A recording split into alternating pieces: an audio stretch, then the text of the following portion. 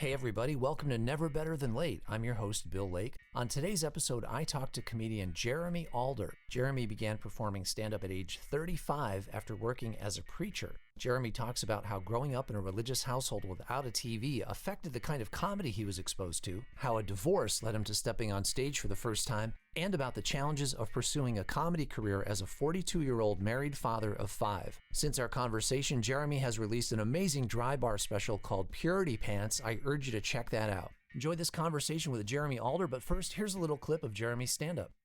The youngest kid is 9, and he's my favorite because he's the best one. By the way, if you don't think that your parents had favorites, then you weren't it. That's that means. I'd like to welcome today's guest to Better Never Than Late, Jeremy Alder. Jeremy, welcome. Hey, Bill. Thanks for having me. Yeah, it's good to have you on. I think we met for the first time last month, right? In Wilmington. I feel like we met before that. Maybe we crossed paths at a festival or something in That's the past. what. Were you at the Cleveland Comedy Festival? No, I've been at, I was at Asheville in 2018 and then North Carolina 2019. Well, that might have been it. It might have been the North Carolina Comedy Festival. Yeah. But I think the first time we had a chance to actually chat was last month at Dead Crow in Wilmington. At the open mic. So welcome. You started doing comedy at age 35, right? Yeah. Okay. Yep. And you're currently 42. We can reveal that. Yeah. That's everybody on here is going to be younger than me, so that's fine. You don't have to feel bad about that. So what I'm interested in is, that's a little bit later than most people start doing stand-up. We usually think of it as maybe just out of high school, college. So give me a snapshot of your life at 35 when you first started comedy. What was going on in your life? Well, I had just gotten divorced, and I was I'm a dad. I've got 4 kids. Well, I've got 5 kids now, but at the time I had 4. And so all of a sudden, they were spending half their time at their mom's house. I had free time in the evenings that I didn't normally have. And so I was looking for things to do, just kind of creative outlets. I'd always been a comedy fan, but I got really into it during that time. I think, like a lot of people, when you're going through kind of a hard time with things, comedy is a nice, respite from everything and a good welcome distraction. And so I was listening to a lot of comedy, watching a lot of comedy, and I have some background in public speaking and preaching, and comedy seemed like a natural kind of thing to try. And so I didn't really know how you did that. I didn't know how one became a comedian. I didn't really know that there was such a thing as local comedy. Sure. And so I think I just Googled stand-up comedy near me and found a club not far and saw they were having an open mic. So I just went and checked it out, and I didn't go up the first time, but I think seeing that it was just ordinary people getting up there and trying stuff out kind of gave me the courage to try it out myself. So I spent a week writing some material and then went for it. I think that's pretty common experience that people get into it sometimes as almost a form of therapy. Yeah. I mean, it's definitely therapeutic. I think it's terrible therapy. I would not recommend it as therapy. I think if you're looking to comedy as therapy, you should just get into therapy. At least they listen. The therapist is listening to you, not the other comics at the open mic. Yeah, you're more likely to get additional emotional pain by doing comedy than any resolution to any problems you have. But it was therapeutic in that, I found something to do, and I found a kind of community through doing comedy. And that was helpful during that time. And, I didn't expect anything to come of it. I wasn't thinking of it as a career path or anything. I already had, I have my own business, and it was just a hobby. But as is often the case with people that start doing stand-up, it becomes more than a hobby. Even if you don't become professional, it becomes a pretty consuming thing, which it did for me. I just really fell in love with all aspects of it. So had you thought about doing stand-up at all before that time period, or you're just a fan of comedy? I had actually, a few years before, at a church that I was a part of. I was a part of a Mennonite church that celebrated every Sunday after Easter. They had a tradition of they called Humor Sunday, and they would spend the service with people doing stupid skits or silly songs or telling jokes or whatever. And I decided to do a 5 minute stand up routine roasting Mennonites. And I had so much fun doing it, and people loved it so much that I think that's probably what first made me think, wow, that would be fun to do stand up. But again, at that time, I had no idea that you could just go to a comedy open mic and do stand up. Was that before you actually dived in at 35? Oh, I think that was 3 or 4 years. Okay. Before. Yeah. Right. So you mentioned the church. I know your background a little bit. You grew up in a religious background. You were homeschooled. Mm-hmm. I think I read on your Facebook page, or I saw in one of your clips, grew up without a TV. Mm-hmm. So I guess my question is, how much comedy were you exposed to growing up? Yeah, not a lot, but there were actually Christian comedians that I was exposed to. And I remember the first one I heard about, and I'm pretty sure we went to see him as a family, was this guy named Mike Warnke, pretty big in the 80s in the church circuit. And he had this kind of background story of being a Satanist high priest who found religion and then turned it into this comedy career. And the funny thing about that is it came out like, I don't know, like 10 years into his career. Some journalist did an expose on him, and it turned out it was all bullshit. None of his backstory was true. It was all made up. So, but I think that was the first time I saw comedy was in church. And I remember a lot of pastors and guest speakers who would obviously use humor in their preaching, and I always loved it. And so I was kind of drawn to the funnier, preachers and stuff. So, I think there's a strong parallels between good preaching and good stand-up. Sam Kinison, I mean, Chris Rock was the son of a preacher. You have a lot of people that come out of the church or religious backgrounds. It seems like I'm meeting a lot that end up in comedy. So it wasn't necessarily a no-no, like stay away from stand-up comedy as a secular influence or anything, or well, it was. I would not have been exposed to secular comedians, but if they were in the church, it was fine. I think there was another guy named Mark Lowry who was pretty big comic that I was exposed to. I remember, I knew of like Cosby. I saw the Cosby Show at my grandparents' house. I got all of my media by going to family members and friends' houses. That's how I kind of figured out what was going on in the broader culture. And so I had some exposure that way. I don't remember ever seeing stand up that wasn't church related until late teenage years. That's a pretty different experience, because I think that most of us can go into comedy. I mean, I'm old enough to have grown up on the old Johnny Carson show, and I saw stand-ups on there all the time, and less stand-up on television in the 70s, and then took off in the 80s. But you had a pretty limited exposure to it until you really sort of self-expose yourself to it at 35 or in your 30s. Yeah. There must have been a big leap in the different comics you were seeing then, what they're talking about, different styles, pretty quick education at that point. Yeah, I'm trying to think of the first time I went and saw live stand up. I probably was 30. We went to a theater and saw Jim Gaffigan, and that was my first experience of live stand up. So, prior to really starting to do it myself, I really only knew kind of the big names that everybody knows. Gaffigan and Louis C.K. at the time, Chappelle and Maria Bamford. I kind of knew the big names. And Louis C.K. honestly was the first one that I was like, man, this is really, I don't know. There was something about what he was doing. Maybe it's because he was a dad and a single dad at that was kind of working through parenting stuff in a real raw and honest way. It really resonated with me because I was a single dad at the time. And he just seemed very thoughtful. And obviously, turns out he was engaging in very problematic behavior behind the scenes and wasn't who he portrayed himself to be.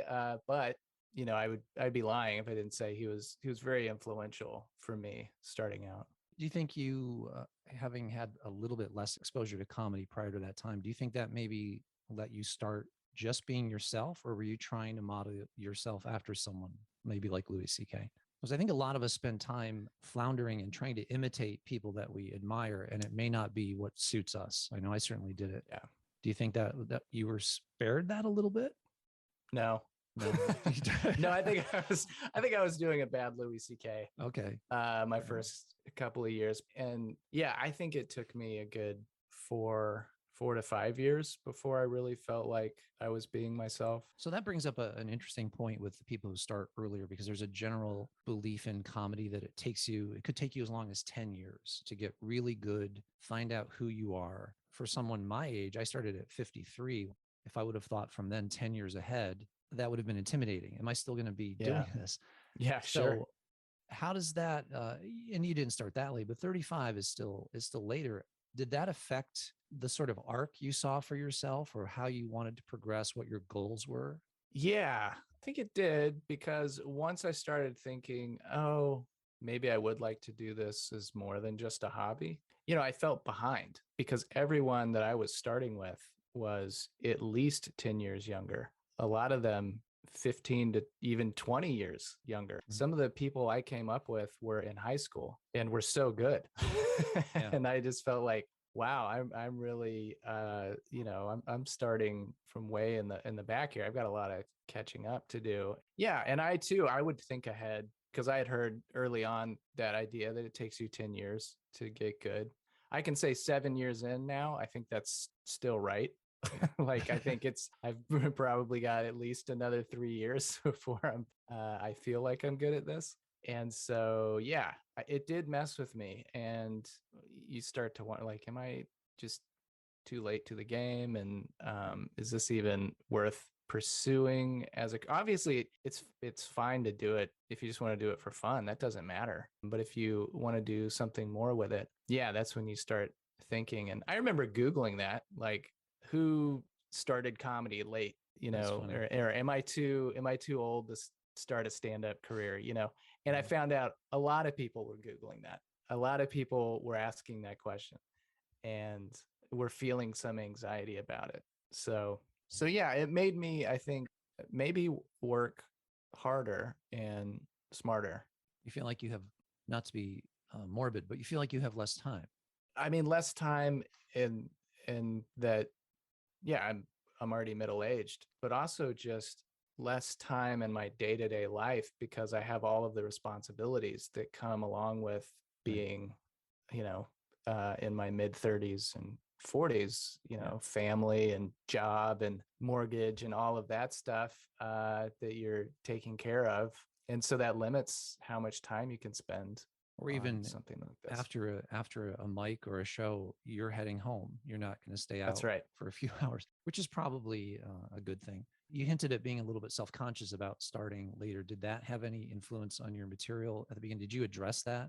So I know being the age I was when I went on stage at 53 and was doing some small kind of crappy bar gig, I felt like the audience was going to look at this guy coming out and going, was this guy good at one time and now he's on the downside of his career? Was he never any good? So I struggled for a long time to find an opener that sort of addressed, hey, I started this late, I'm a late bloomer. And did you have any of that feeling that actually translated to your material? Yeah, I mean, I think so. I've always looked pretty young for my age. Yeah. At least that's what people tell me. And so that was one of the things I learned going on stage, was like, oh, people are seeing me as much younger than I actually am. And so they would always be surprised to find out that I had a bunch of kids. Yeah. And so I was pretty self-conscious of that. And a lot of when I started out, a lot of the audiences I was performing for were much younger than me. I started out in a college town at a small club that was a lot of college students, and so the audience and the other comics were much younger. So I was always pretty self-conscious of it, and yeah, I would address it from stage, because it would be there's no way to avoid it. Once I started talking about being a dad or whatever, right. You got to write first for yourself, right, and write what I think is funny and keep it personal, because that was the type of comedy that I liked, and that's the type of comedy that no one else can do, is your stuff that's happened to you, Right. from your perspective. So Well, and so that's one of the upsides of starting later is you have more life experience. You had already mhm. gone through a marriage. You had 4 kids at that time. Yeah. Mhm. So that's more material to write about too. So Yeah. so we Mhm. have a little bit Yeah. more life experience. And I've also found as I move further away from sort of my childhood and growing up, I think I have a clearer perspective on it. And the things that I write about are the things that stood out from that time. That's why they still stick with me. So they tend to have a little punch to them. So that's one advantage that we have when we start later. Oh, sure. Yeah, Yeah. Yeah, definitely. I think that helped me for sure. I never felt like I didn't have something to write about. sure. I just Yeah, I had almost too much. It was more like, where do I start? that's a good problem to have. Right. Yeah. And what about because I also find it gives me a healthier perspective. I think too. If you have 4 kids, you're married now, 5 kids. If you have a bad set or you have a bad open mic, it's not the end of the world. It's not the most important thing in the world as it might be to someone who's younger and sees this as the definition of who they are. So I Yeah. think you bounce back from it a little bit better and it's healthier. And you're driving home right away. You're thinking about I have to do this when I get home. I have this Right. tomorrow, and so you don't dwell Yeah. on it. Yeah. No, I think that's absolutely right. I knew lots of comics who, this was all comedy was all they had.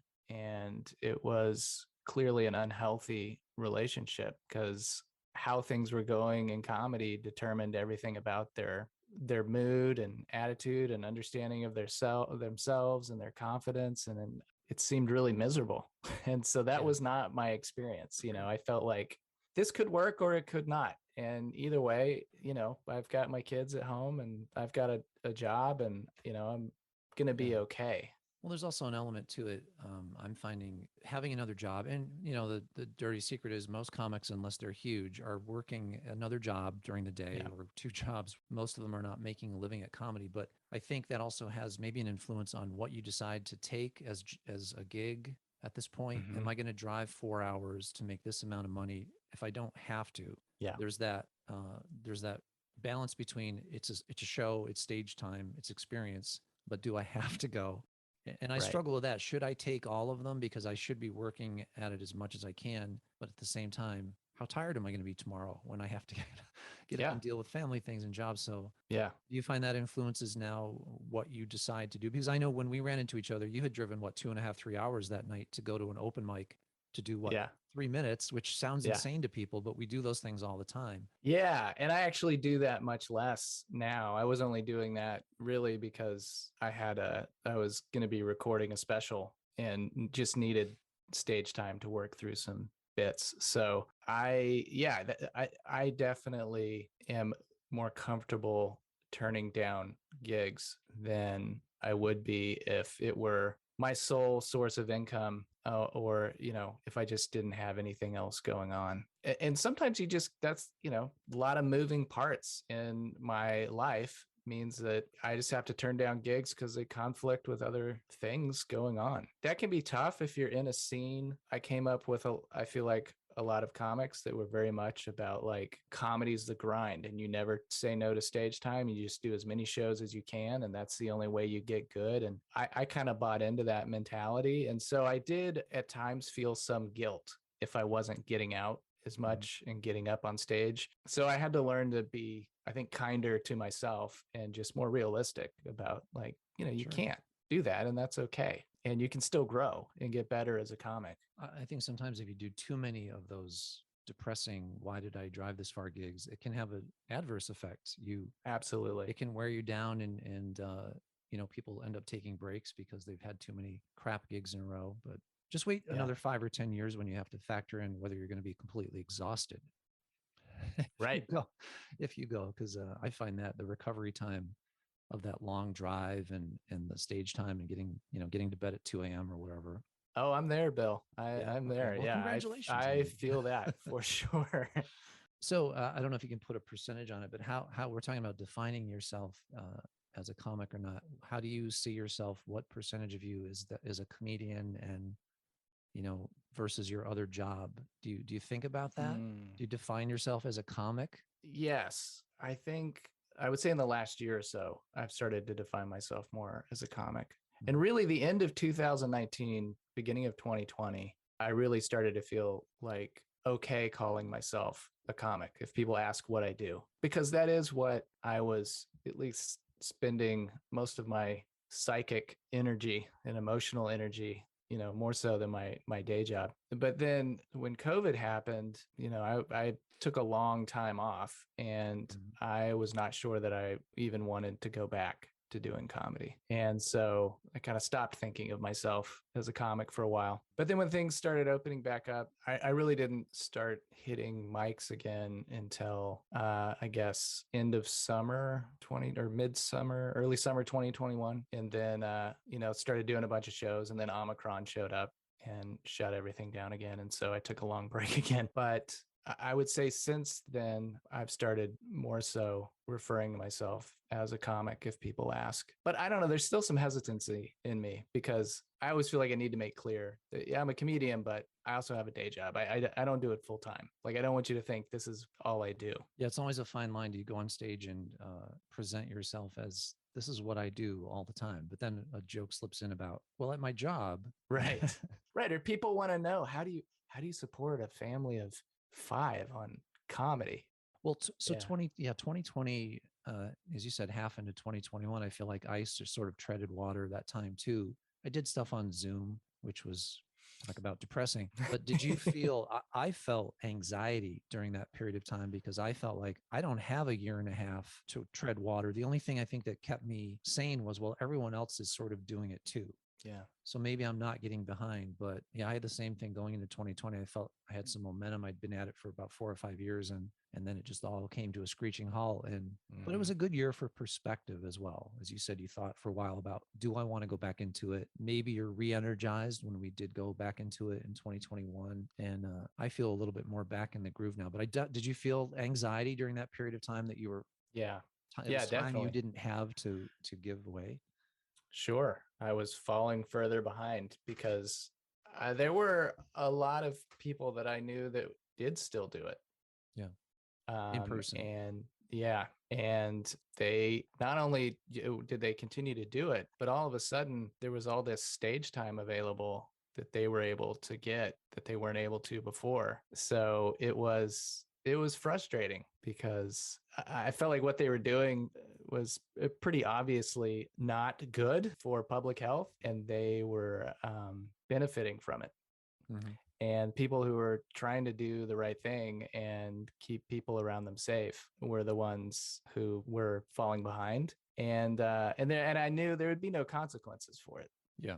Did you do a lot of stuff on Zoom? Not a lot. I did maybe 3 gigs. I did a lot of stuff, even open mics, which were a nightmare on Zoom because there were a lot of people that suddenly decided during the Zoom period that they were going to become comedians. People that had maybe Isn't that crazy? People that had thought about it, but were too anxious to go on stage in person. Yeah. Like, well, here, if I can sit in the comfort of my, my living room and do it. And so that wore on me psychologically when I'm sitting there, sitting through 20 people and to do 5 minutes, and I'm in my garage. And so I think that had a parallel to talking about taking all these gigs in person and whether we pick and choose. But I think it was partly that anxiety of, I don't want to fall behind. And it's going to push me to write every day if I know I have a show coming up or a mic coming up. But wow, when it finally sort of stopped, I never wanted to go near it again. I mean, I'm happy doing Zoom like this or maybe doing a writing session with some friends or something, but boy, I don't ever. Yeah, it was so demoralizing for me. It was like those gigs you talk about, you realize that there's certain gigs, certain open mics that are actually worse for you to do. That's what I experienced. I would come away from them just feeling like, I don't think I ever want to do comedy again. So that's not good. And I didn't have to. So, well, if only it had that effect on more people, but I don't. No. So we're all expected at this point as comics to have a social media presence. How do you feel like your age, again, you look younger than you are, but how do you feel like your age affects how you approach social media? Because again, I think the perception of that, particularly something like TikTok, is seen as a young person's medium. Yeah. But we're expected to be out there doing things. Does that influence whether you do it, how you do it? Are you self-conscious about it at all? Certainly with TikTok. Yeah. It just feels weird, or at least it did feel weird just as a grown man on TikTok. Right. It feels less so now just because there's just a more diverse group of people Yeah, I producing think that's true. content on TikTok. But other forms of social media, um, I was fine. I mean, I think I started using Twitter a lot more during the pandemic as a way of testing jokes and just writing and connecting with people. I really built up my Twitter following during that time period. Um, and it was helpful. Um, a lot of the material I ended up doing uh, once I could get back on stage to open mics, at least the new stuff was stuff that I had tried out on Twitter, Yeah. and Well, if it went somewhere, I would write it down. sure. I guess that Yeah. was an advantage of that sort of year and a half period is more people were turning to social media because they were isolating or not going out as much. So maybe there was a bigger market there to capture, get a little bit more traction. I mean, we saw people like Sam Morrell and Mark Normand who produced specials during that period of time, Yeah.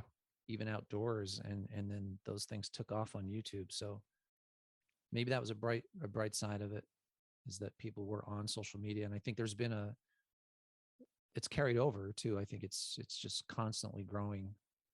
But I agree with you with the TikTok thing because I had a love-hate relationship with it. I was sporadically posting clips just because I was supposed to. Yeah.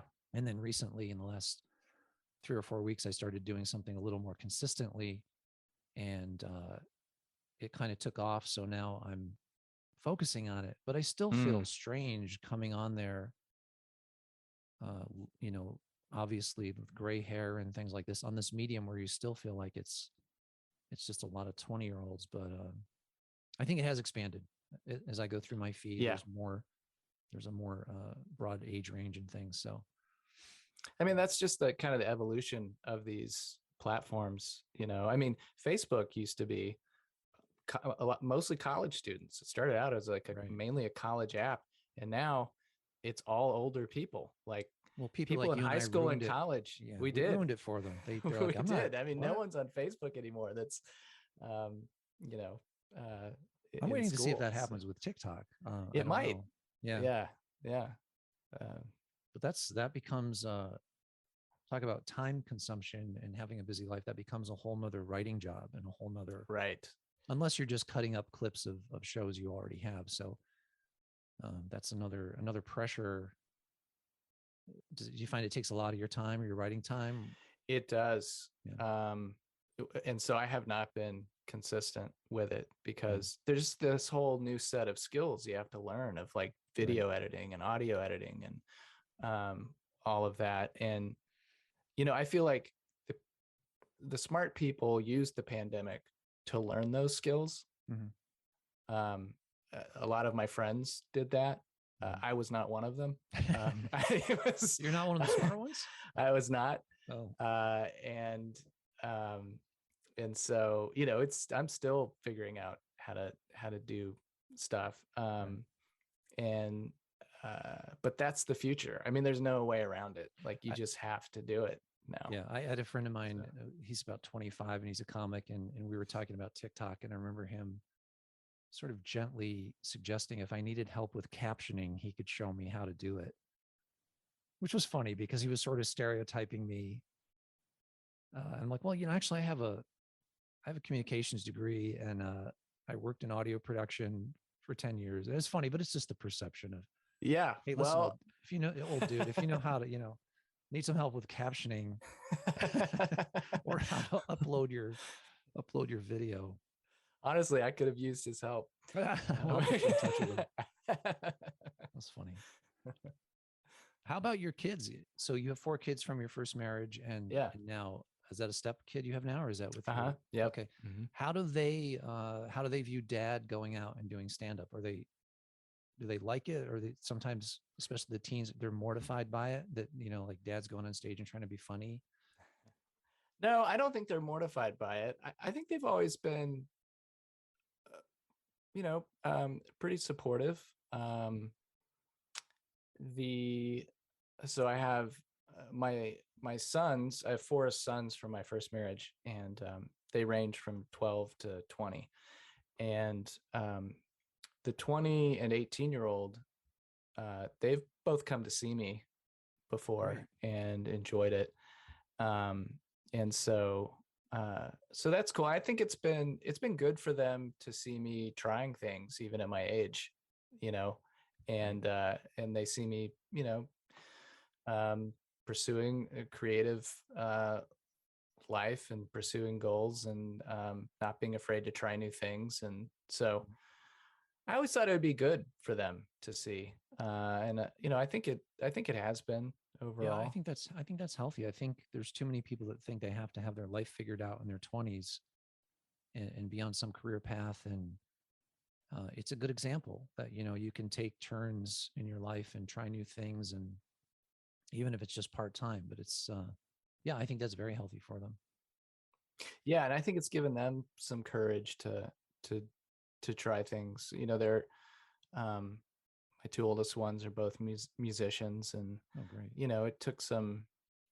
it took them a while to feel like comfortable going on stage and doing a music open mic. But I think the fact that they knew their dad did open mics all the time, Hmm. it just, I think, made it less scary for them. You know, That's great. um, but they're also brutally honest with me about my comedy in really wonderful ways. I remember the first time they came to see me was I did a contest, and it was like I had been at it maybe 9 months, 10 months. So I was awful.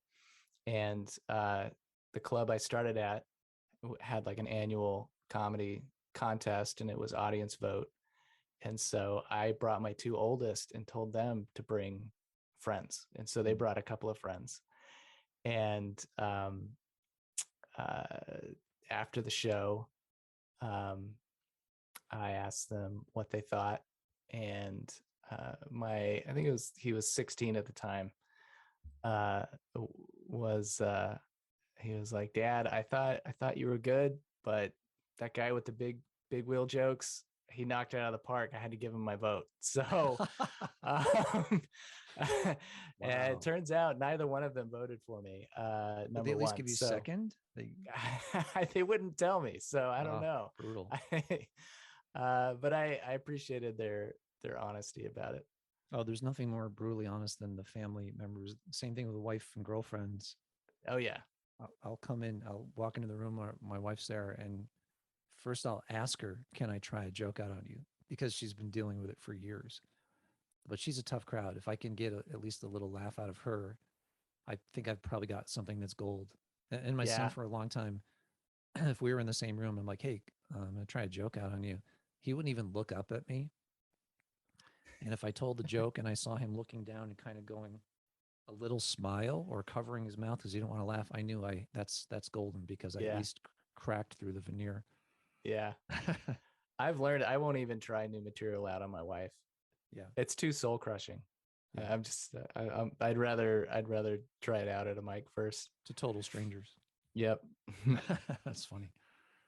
So you mentioned earlier recording a special that you're referring to Dry Bar. You recently recorded a Dry Bar special, Yeah. right? Mm-hmm. So that's a nice career step, a nice credit. So again, looking at a bigger picture, we addressed this a little bit earlier. Uh, what goals do you have for yourself? Are you gonna? Would you move to full time if it happened? Are you picking and choosing little plateaus that you want to accomplish? As you look forward for the next 5 or 10 years. Yeah, I would like to do it full time eventually. Um, it's harder when you're older to think about doing comedy full time because you're just financially responsible for more people and things. So, um, I'm still a ways from that. Sure. Um, but in the meantime, I'll, um, I've been reluctant to set a lot of external goals or markers for myself, because I just feel like so much in comedy is so completely out of your control. It's not a meritocracy. These opportunities don't go to the funniest people. Right. They go, it really is often about who you know and just being in the right place at the right time. And so if you become fixated on achieving these kind of external goals by certain time periods, I mean, you're just setting yourself up to be disappointed. So most of the goals I've set for myself are just kind of internal to me. Like, Yeah. you know, um, That's I healthy. can tell when I'm getting better. I can tell, I'll be like, I want to learn how to do crowd work and be comfortable with doing crowd work. And, I want to learn how to, you realize early on that there's certain things that you're just not good enough at comedy yet to talk about on stage. Um, Maybe because they're too personal or they're too volatile. And so, uh, I feel like I'm becoming more myself and more comfortable on stage and able to take more risks, and people are willing to trust me more. And so you can do more with that. And so it's just kind of internal goals like that I'm pursuing Yeah, right I now. think that's the better perspective because, for example, I have a lot of friends who, I'm in upstate New York. You're in North Carolina, right? Mhm. I have a lot of friends in upstate New York who moved to New York City, and I'd be interested in your perspective on that because you can get caught in that trap that that's the be all end all of being a comic is you have to move to New York or LA, get involved in that scene. You got to get, unless you ever get past at the Comedy Cellar, and all these other things. And it's funny because a lot of times younger comics will ask me, are you ever going to do that? Are you ever going to move to New York? And they don't stop to think about that perspective of not only your age, but how much upheaval there would be in your life. It's different Yeah. if you're 23 and you have only the responsibility to yourself and you can go live with 5 roommates Right. and live that life. And it's Right. just funny when they say that to me. So what's your perspective on that of whether that's is that something you have to do to become a so-called comic? Um, are you happier, doing things outside of that area and just moving around? Yeah. I don't think that's necessary anymore Yeah, to make. I know plenty of comics who are making a full-time living right. at comedy who don't live anywhere near any of the major comedy hubs and never have. Yeah, Most of the comedians that do it as a living, you've never heard of, exactly. and they are making a lot of money Mhm. doing corporate gigs and church gigs and cruises Yeah, and conferences and um so there's a million ways to do a career in comedy. And a lot of comics just do it online and yeah, have right. just pivoted completely to social media. um And there's also people who are now getting booked in clubs, maybe for one nighters on a weeknight, but they came from a social media background, purely mhm, social media. right. I don't question the Yeah. quality of what that show is, but Yeah, they're usually terrible, but there's also, I think, there's just more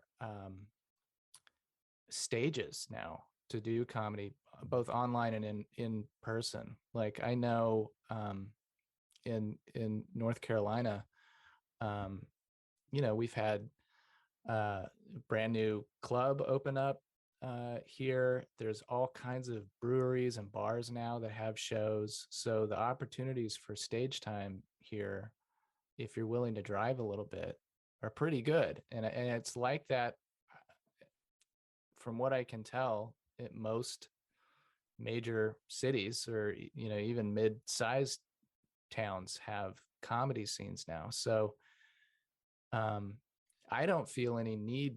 I feel like I can still get better at comedy from where I'm at, and maybe even get more stage time here than I would if I moved to LA or moved to New York, from talking to friends that have done that. yeah. Um, Yeah, they're you know. short sets. They're usually short sets, and there's a lot of running around, and you may be able to get 3 or 4 sets in a night, but cumulatively, is that better than maybe we can work every weekend and be doing a feature to a headliner set? Yeah. And I have friends in the city too that come upstate again to do gigs, and they're so happy to get 15 minutes, 20 minutes. Right. Yeah, Right. I think that's a healthy adjustment, and I think partly the last couple of years gave me that perspective, because I did see a lot of people I knew going down there and like, wow, look who they're working with and look where they're performing. But you have to understand, you just have to be realistic and say, that's not in my future. That's just not a possibility. And look for other ways, like you said, to get better and take the satisfaction out of what you're doing. Yeah. Yeah, Yeah. I think that's healthy. Yeah, for sure. And you know, more even a lot of big name comics now are settling in smaller scenes, you know, like Right. I know Nashville is blowing up right now, and there's so many comics that have moved there. Yeah. You Austin. know, Austin is another one, Atlanta. Um, you know, there's other places you can go if you feel like, and I do think sometimes moving is good, even if it's not to New York or LA.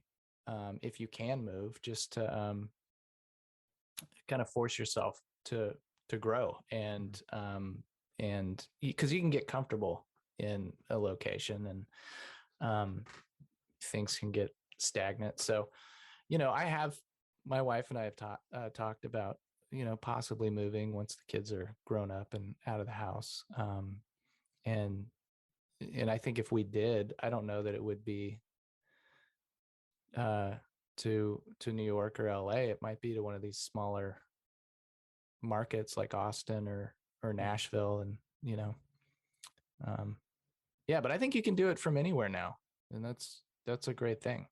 Yeah, I agree. All right, so the big question, sort of to wrap up, any regrets that you didn't start earlier, or are you happy? Do you think that was a good time to start in your life when you started doing stand up?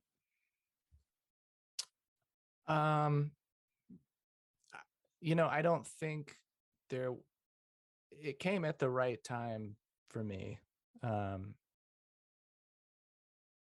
think. I mean, yeah, it would have been cool if I had started earlier, but I don't think I could have fit it into my life before when I did. So my life would have had to have been completely different, for me to have even been able to do comedy.